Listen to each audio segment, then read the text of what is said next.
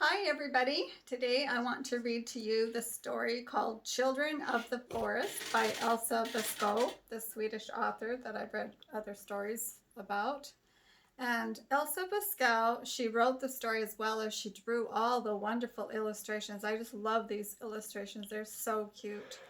And she wrote this book in 1910.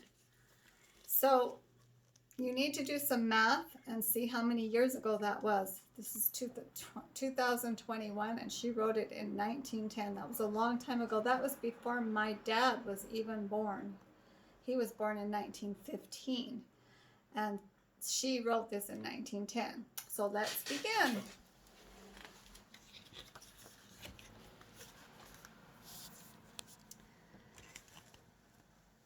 Deep in the forest, under the curling roots of an old pine tree, was a small house. Warm and dry in winter, cool and airy in summer, it was the home of one of the forest people. He lived there with his wife and 4 children, Tom, Harriet, Sam, and Daisy. Wild strawberries and mushrooms grew by their door, and they had all the pots, pans, chairs, beds, tables, knives, forks, and spoons they could possibly need. Sheltered under the pine tree branches, they hardly felt the autumn gales, and if it rained, the children crept underneath a giant toadstool to keep dry.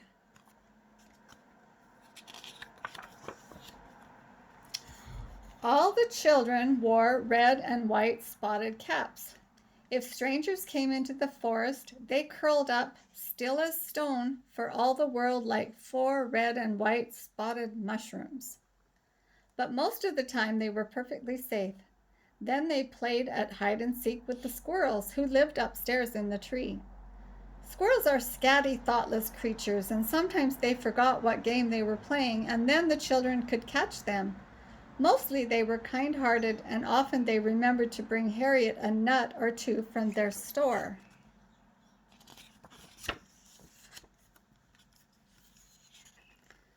On summer evenings, the children went down to the pool to see their friends, the frogs.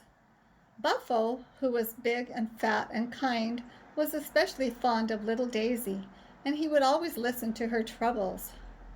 "Renata," shouted Harriet, "come and tell us how many insects you've caught." Renata the bat pretended to be very angry at being disturbed, but secretly she liked playing with the children. Sometimes she would even give Harriet a ride as long as she promised to hold on tight. Oh my goodness, would you like to ride on a bat? Oh my word. Not everyone in the world was friendly. This is a cute picture over here. Not everyone in the world was friendly. Vara the viper, which is a snake, once lay in wait for the children as they played under the pine tree. Their father saw him hiding in the ferns and ran out in his thick pine cone suit with his birch bark shield to fight the snake. Oh, look at him. Pine cone suit.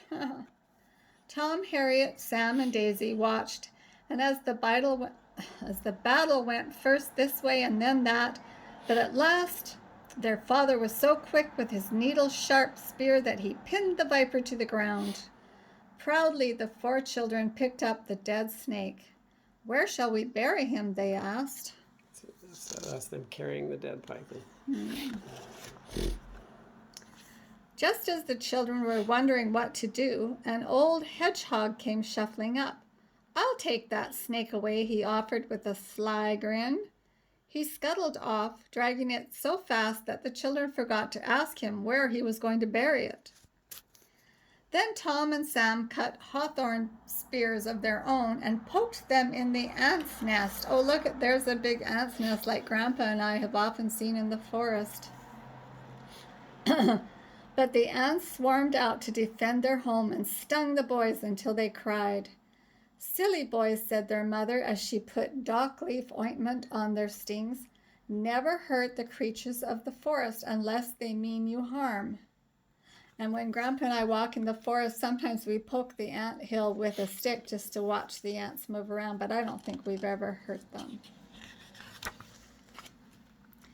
In the middle of the forest is a cave where a troll lives. No one knows his name. One day when the children were out berrying, which means picking berries, Tom saw that the biggest blueberries grew closest to his cave. I'm going up there, he said bravely. And so am I, said Sam and Harriet and Daisy. Ho, ho, ho, said a huge voice far above them. Berries and baskets tumbled everywhere as the children scrambled back down the slope. They didn't even look back to see who it was. If they had, they would have seen that the old troll of the forest was laughing. It was not often that he had a chance to give someone a fright.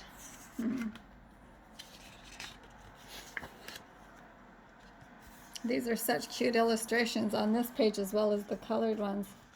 Really cute. Soon they were in the middle of harvest time and everyone had to do their share. The little brown cupboards in the roots of the pine had to be filled with bottles of berry jam, dried seeds, nuts, and fruit to last through the winter. The children's father showed them how to recognize the little pearly white button mushrooms which would make delicious pies and puddings when the snow was thick on the ground. Sam did not want to listen, and he sat playing with an apple pip, but his father was very angry. Sam, if you make a mistake, we may all die. You must never pick a mushroom unless you know it is good to eat. That's so true.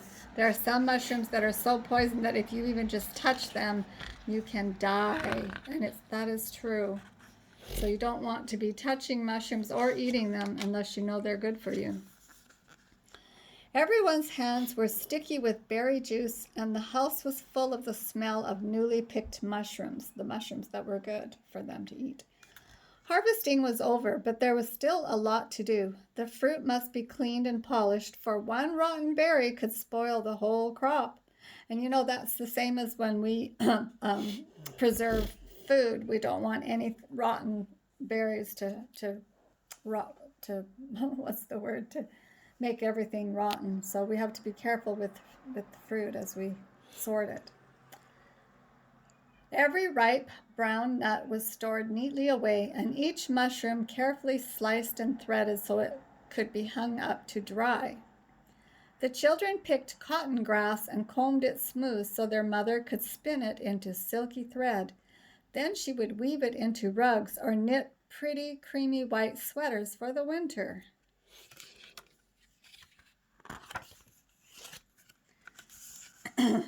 The days grew shorter, and the moon shone bright and cold as a silver coin, cutting little gray shadows in the pine branches and telling all the forest creatures that summer really was at an end. Mist settled in the hollows like white breath, and the children played at leapfrog with the rabbits until it was time for bed. Sometimes they found forest fairies dancing and singing in the moonlight and joined in their games. Come back tomorrow night, the children would beg. Perhaps, laughed the fairies as they slipped away, light as thistledown. There was no telling where or when they would return. Today we are going to see Mrs. Owl, said the children's mother. It's time for you three, Tom, Harriet, and Sam, to go to school. Mrs. Owl knows more about our plants, trees, and flowers than anyone, and she will teach you all the ways of the forest. Tom, Harriet, and Sam looked up at the huge dark eyes of the old owl and felt shy, and for once they did not say a word.